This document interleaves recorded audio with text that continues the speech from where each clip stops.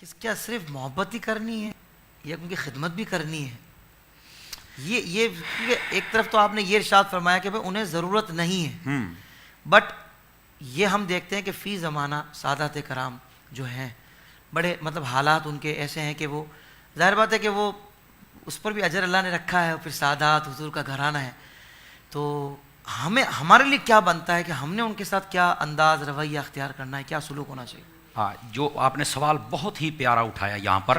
اچھا، یہاں پر یہ بات سوچنے والی ہے کہ یہ جو فرمایا نا کہ آپ نے دنیا کے مال و دولت نہیں دینا، محبت دینی ہے، یہ حضور کے لیے مسئلہ ہے. اس کا مطلب یہ نہیں کہ اہل بیت کو دینا ہی کچھ نہیں ہے. اس نقطے مرکزی کو سمجھنے کی ضرورت ہے.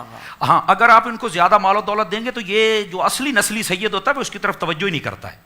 اچھا، رہ گئی بات آپ کے سوال والی کہ ہم نے صرف محبت ہی کرنی ہے، ہاتھ ہی چومنے، اور کچھ نہیں ان کے ساتھ کرنا. نہیں، بالکل کرنا ہے. ابھی تو ایک میں روایت سنا چکا، لیکن دوسری میں فتاوی رضویہ شریف سے سناتا ہوں. الامن والعلا رسالے کے اندر سیدی اعلیٰ حضرت صاحب نے اس حدیث شریف کو لکھا ہے. نبی پاک صلی اللہ علیہ وسلم حضرت سیدہ خاتون جنت رضی اللہ عنہا آپ کے گھر میں تشریف لے کے گئے تو دیکھا حسنین کریمین طیبین رو رہے تھے. تو آقا کریم صلی اللہ علیہ وسلم نے فرمایا کہ اے میری بیٹی، یہ کیوں رو رہے ہیں؟ تمہیں پتہ ہے نا کہ جب یہ روتے ہیں تو مجھے بہت دکھ ہوتا ہے، میں ان کا رونا برداشت نہیں فرماتا. تو عرض کی یا رسول اللہ صلی اللہ علیہ وسلم، آپ کی بات بالکل ٹھیک ہے، ہم نے کوئی سزا نہیں دی ہے، مارا نہیں ہے، بلکہ بات یہ ہے کہ گھر میں کھانے کے لیے کچھ نہیں ہے، یہ بھوک کی وجہ سے یہ تقاضا کر رہے ہیں کھانے کا، تو بظاہر ابھی کوئی چیز ہے نہیں ہے، اس لیے رو رہے ہیں. اب یہاں سے میں رک کر ایک بات کہہ دوں، کوئی یہ نہ سمجھے کہ سادات گھرانے کی میں غریبی کو بیان کر رہا ہوں. نہیں، غریبی نہیں، چونکہ وہ گھر کیسے غریب ہو جن کے بچے جنت کے سردار ہوں، جن کی والدہ کائنات نہیں بلکہ جنت کی عورتوں کی ملکہ ہو، جن کے بابا سلطان الاولیاء ہوں، جن کے نانا کل نبیوں کے نبی ہوں. تو اب ان کو غریب کون کیسے کہہ سکتا ہے؟ نہیں، یہ غریبی نہیں ہے اس گھرانے کی، بلکہ یہ اس گھرانے کی سادگی ہے. سب کچھ ہونے کے باوجود پسند ہی نہیں فرمایا. بس یہ ہے کہ باری تعالیٰ اس معاملے میں بڑا لطف آتا ہے. یہ ایک بڑی صوفیانہ نگاہ ہے جس پر میں بات کر رہا ہوں. تو یہ میں نے اس لیے کہا کہ بس اوقات ہوتا ہے کہ شاید سادات گھرانے کی ہم غریبی بیان کرتے ہیں. نہیں، سیدنا فاروق اعظم رضی اللہ عنہ آپ نے فرمایا تھا، آپ نے فرمایا اے آل رسول، آپ کی شان یہ ہے ہمارے سروں پر جو بال اگے ہیں وہ بھی تمہارا صدقہ اگے ہوئے ہیں.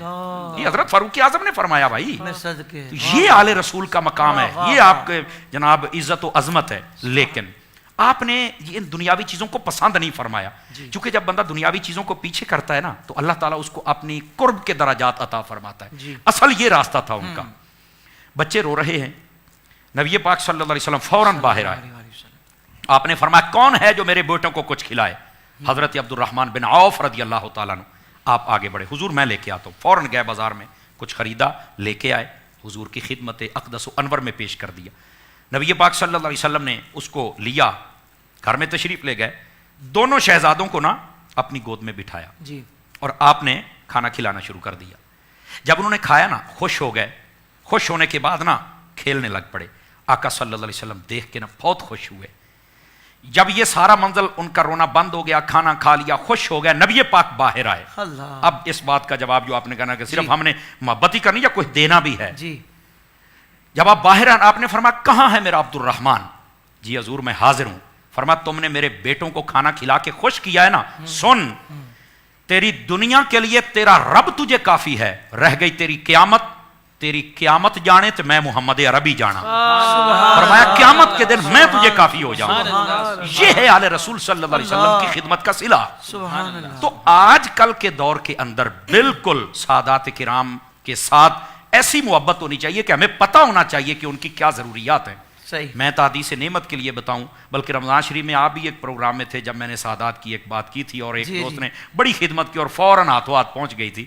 الحمدللہ 4 سال سے ہم کچھ دوست ہیں جنہوں نے ایک پینل بنایا ہوا ہے تحدیث نعمت کے لیے. یہ صرف اور صرف سادات کرام کی ہم خدمت کا جذبے کے تحت ہم وہ کام کر رہے ہیں. میں زیادہ بات نہیں کھول سکتا، کوئی نیکی کر کے دریا میں بھی ڈال لینی چاہیے، ساری فیس بک اور نیٹ پہ نہیں ڈالنی چاہیے. لیکن اشارہ یہ دیا ہے کہ ہم جو کچھ ہے نا، یہ اتنے فتنوں کے دور میں میں یہ سمجھتا ہوں یہ نگاہ علی ہے، یہ نگاہ سیدہ ہے، یہ نگاہ حسنین ہے. اب یہ تو جب کھلے گا سب کچھ تو پتہ چلے گا نا. لوگ تو باتیں کرتے ہیں نا. ہیں، لیکن الحمدللہ یہ ان کی نوکری، ان کی آل کی نوکری کا صدقہ ہے کہ ہم یہ سانسیں لے رہے ہیں. کیا بات. تو ہمارے وہ دوست الحمدللہ اب وہ قافلہ اتنا بڑا ہو گیا ہے کہ الحمدللہ اب بس ٹیلی فون پر ہی جو میں کہتا ہوں وہ ہو رہا ہوتا ہے.